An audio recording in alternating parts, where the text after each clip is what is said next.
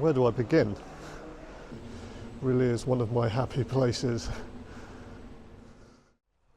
Well, good morning and welcome back to a beautifully sunny Bentley station. It's almost 9:20 in the morning and I'm off on a collection today to collect a Ford Ranger from near Warwick. And I hope that after we've collected the vehicle, there's a very special place that we can visit and have a look around. So, my name's Chris, welcome to Trade Plate Travels. Thank you for joining me.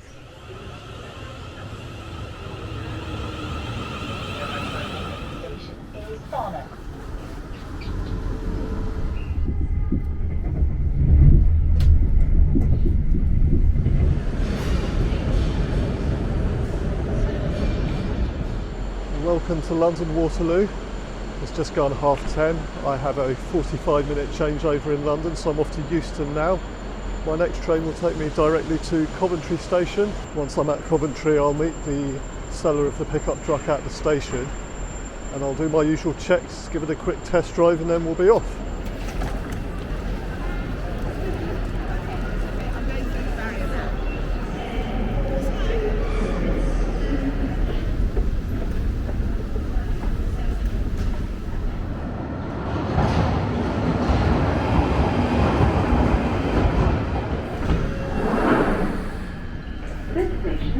Waterloo.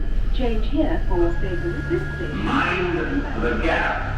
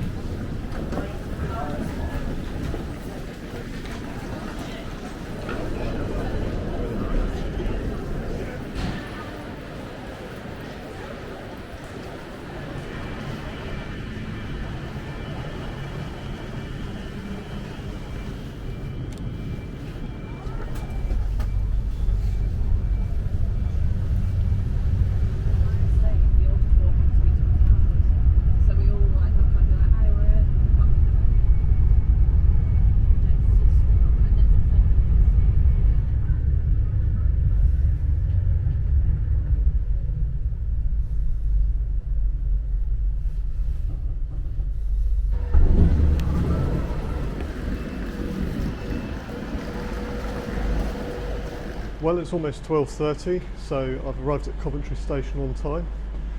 Time to go and see the vehicle, check it over. For your own safety, where's the exit? You are reminded. Hello, it's just gone 1:30 and you join me behind the wheel of a pickup truck. I'm in a Ford Ranger I've just collected. I'm pleased to say that everything has gone according to plan. This is a very nice truck. I look forward to showing you around it a little bit later. But for now, I thought I'd make a stop just off junction 12 of the M40 and go and see the British Motor Museum at Gaydon.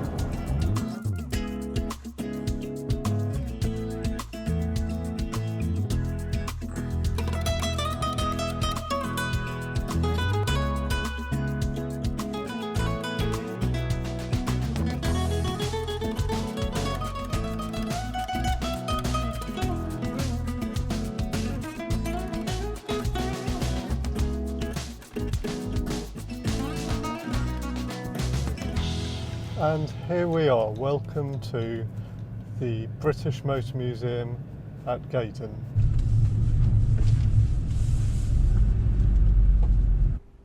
Right, here is the vehicle we've collected today, a 2019 Ford Ranger Wildtrak with the 3.2 litre engine, and it's done 58,000 miles. Got your usual Wildtrak branded seats. Yeah, nice truck. I think probably my favourite museum that I've ever been to. I really do like coming here.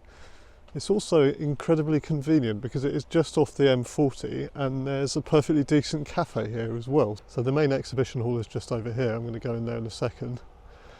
But over here you have this newer building which is really worth visiting. It's got a fantastic selection of very interesting cars, including many rare prototypes up at the top, on the top floor, and on the bottom floor lots of Jaguars of various vintage, various different ages, all of them worth seeing. They usually have some interesting classics parked out here in the car park to greet you as you come in. and today is no exception. Wonderful XJS here at the end, followed by a more modern F-Type, Project 7 I believe that is, and then a Jaguar XJR here at the end. Well, here we are inside the main exhibition hall. There is a lot to see here. And where do I begin? Just have to hope that those two top cars don't have an oil leak, because that would not be good. Something I really like about the British Motor Museum is that they have a kind of road through time where you start with these veteran vehicles down here at the end, from really the end of the 19th century, and as you move further and further along the road, which goes all the way along the length of the main exhibition hall here, all these vehicles slowly get more and more modern. And as the vehicles get more and more modern, they've even changed the road surface to reflect what it was like to drive at the time.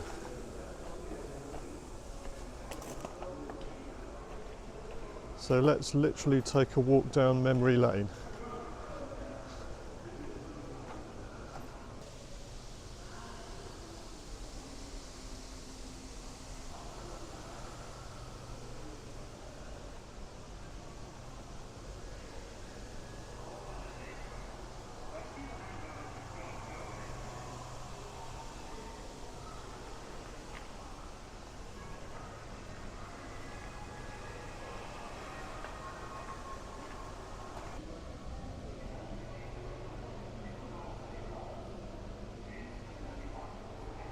Now this is an interesting car. This is a Rover T4 gas turbine powered car. In 1961, when this car was built, I don't think the British public were ready for gas turbine power. And to be honest, are we now? Not hugely economical either, only 16 to 20 miles per gallon this car does on kerosene. Still, very interesting vehicle. I honestly don't know how I'd feel driving something like this. Okay, I admit I'm learning as I go along here, because that car we just looked at is not the only gas turbine powered car in this part of the museum. These two are as well. This 1956 Rover T3 was apparently the third gas turbine car that Rover built. And this here I think is just it's called a base unit for the Rover T3. This is from 1955. So I'd assume that this is a production prototype of some kind, and this is obviously more of a finished article. Rover achieved 150 miles an hour with their first gas turbine powered car in 1950. The advantages were that they had no gears and fewer moving parts to service. Disadvantages: terrible fuel economy apparently. This car here does a mere 13 to 14 miles to the gallon. So yeah, not great. Very, very interesting cars though, very, very interesting concept, born out of the jet engines of the World War II.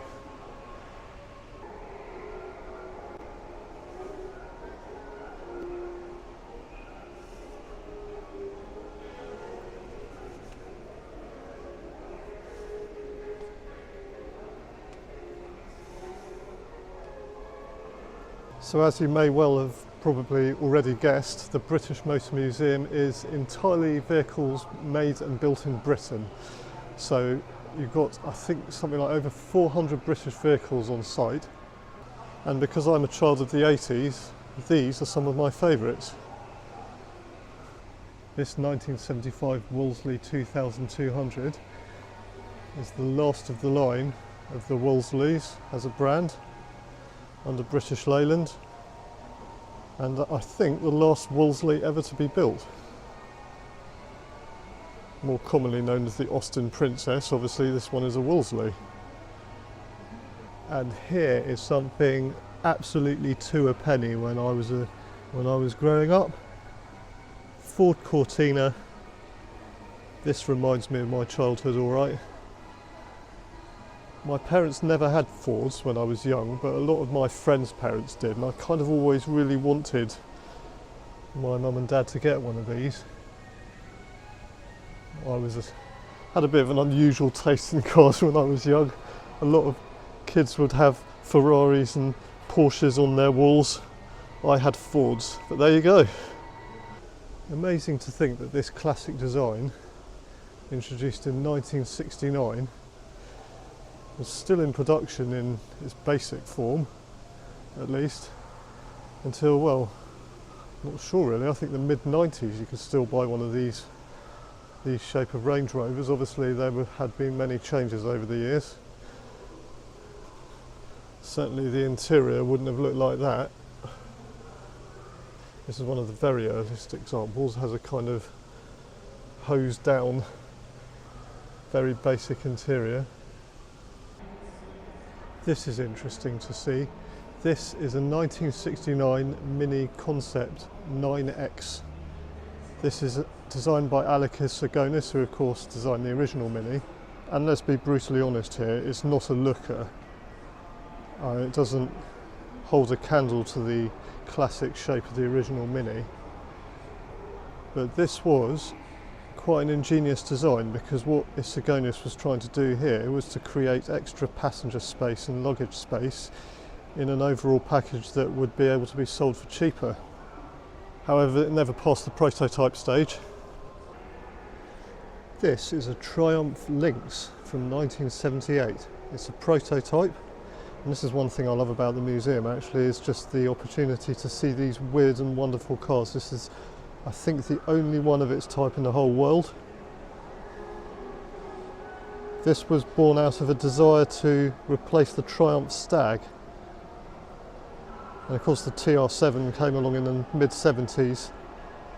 This one has rear seats though. I'm sorry that I can't show you the interiors of the cars that well. You can see I'm trying to do it now. I don't know how clearly you can see inside the car, but there's a lot of reflection and I'm afraid I'm not allowed to open the doors. Great Scott, what have we got here? It's a DeLorean.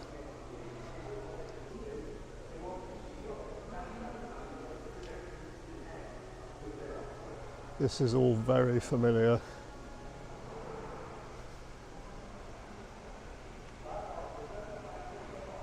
An extraordinary but somewhat flawed design built in Northern Ireland, the DeLorean DMC2.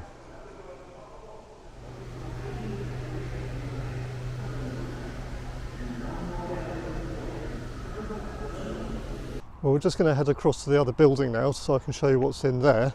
So let's head into the collection centre.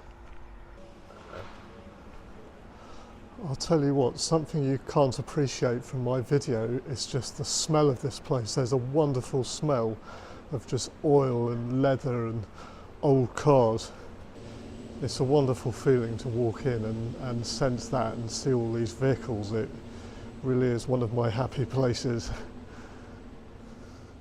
If this is your kind of thing too, it's really something you need to experience yourself, of course. I can only give you a brief overview of it, but it's certainly worth coming along and spending the whole day here. There's so many cars to see. I can only really scratch the surface. We've got the workshop just down here.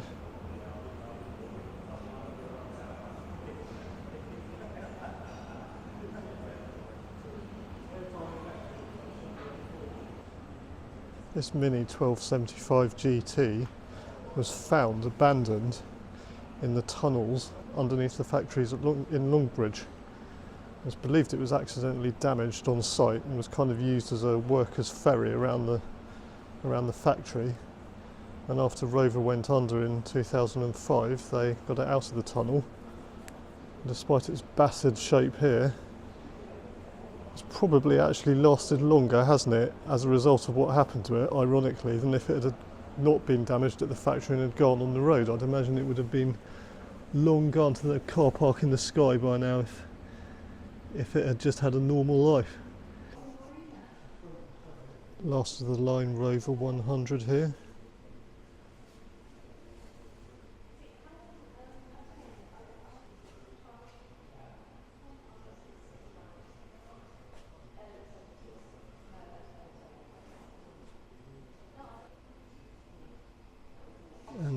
last of the line Montego. Factory workers quite understandably liked leaving their mark, their personal mark,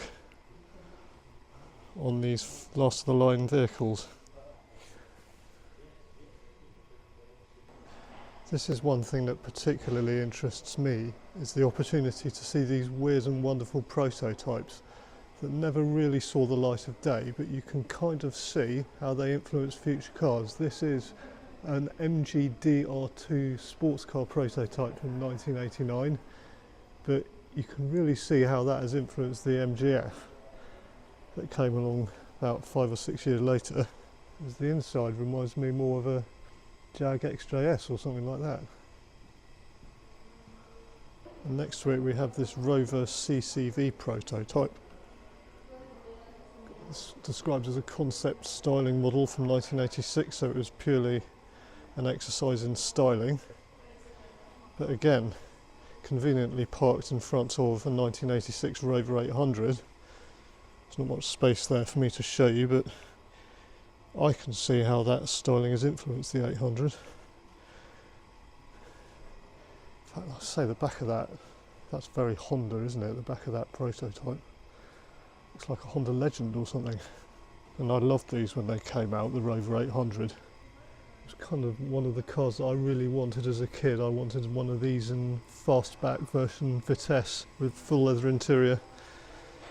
That's what I dreamt of driving as a 9-year-old. At first glance this might just look like a normal Mini, but as you come closer you can kind of see it's not quite right and it's leaking. But this is a 9X gearless prototype. It has no clutch, gearbox. The driver's taken through a torque converter to a simple forward and reverse gear. I'm reading this off the sign, I have to admit. Another Isagonis design.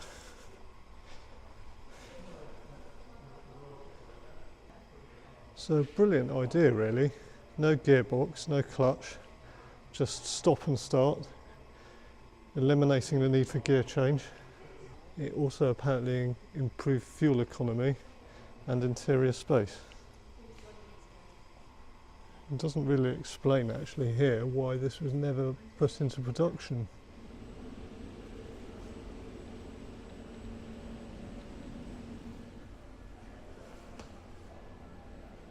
We're downstairs in the Jaguar section now, and this is a one-off concept car from 1996. It's a Daimler Corsica convertible, and I think this looks fantastic.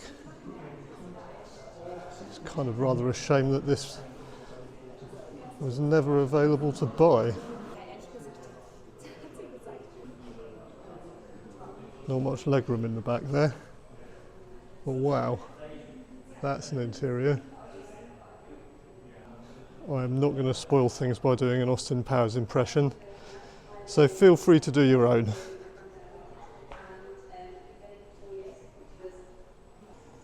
There are so many concept cars to see here, so many interesting vehicles to look at.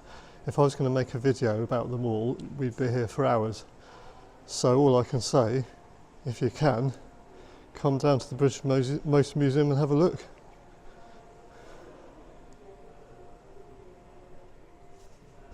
This shiny, gleaming monster is a Jaguar XJ8 polished saloon.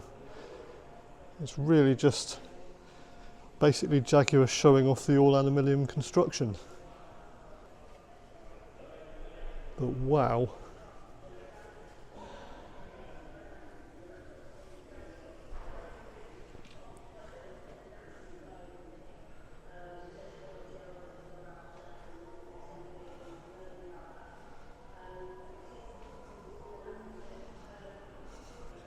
This may look like your average Jaguar XJ40 from the front, but this one is a concept coupe. It's a shame where it's parked, I can't quite show you the profile from the side, but I think that, again, looks pretty cool. They also had an estate version of the XJ here as well, which I would have liked to have shown you, but it appears not to be here today, sadly. You'll just have to take my word for it. I don't remember seeing this prototype before. This is a 1972 Michelotti prototype of the Triumph Dolomite. Apparently it started out as a standard Dolomite, was shipped off to the designer and coach builder Michelotti in Italy, and wow, can you see the Italian styling influence here? I actually think that is quite a fine looking car. So this was really just a design and styling exercise, because at the time the Dolomite was under consideration for a facelift or a redesign. As you can probably tell, I'm a bit of a sucker for weird prototypes, and this certainly is one. I don't even know what this is actually. I'm going to guess that's some kind of Triumph or something. Nope, it's a 1978 Austin LC10 prototype hatchback. And this is an MGB that has been modified with extra large bumpers and padding on the inside for added safety. One of my favourite quirky cars they have here is the Rover ST1 Estate, and there are only two of which I'm aware that exist. The other one is at Haynes Motor Museum in Sparkford off the A303. Unfortunately that's in the workshop today, so I have no access to that and I can't film it.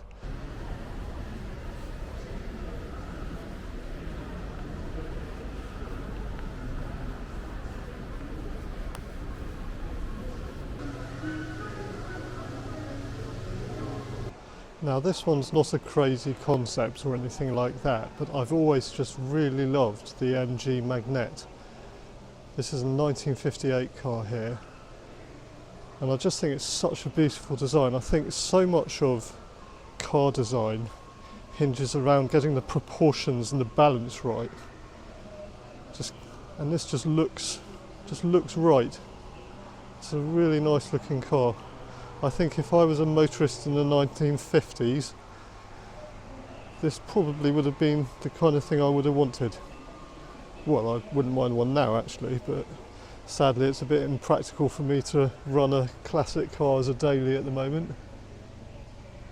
And just the interior is so nice as well. I love that wooden dashboard, and I don't know if you can see it on the video, but it just says Magnet there at the bottom of the speedometer.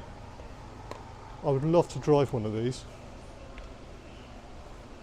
Here's an early electric car from 1970. 33 miles an hour and a range of up to 40 miles.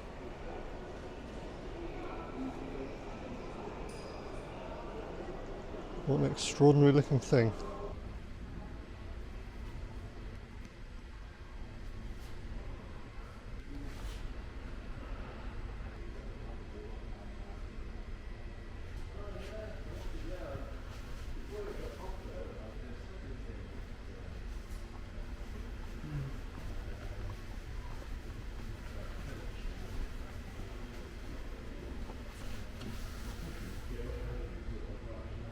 Well, as I might have predicted, visiting the British Motor Museum, I've almost entirely used the battery up on my camera.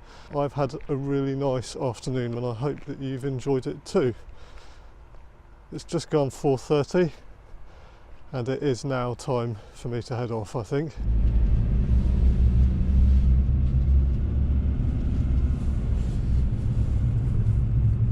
Well, sorry for the lack of time lapse on the way back from the British Motor Museum. I left my GoPro running in the car by accident the whole time I was there, so I got back to the car and the battery was kaput.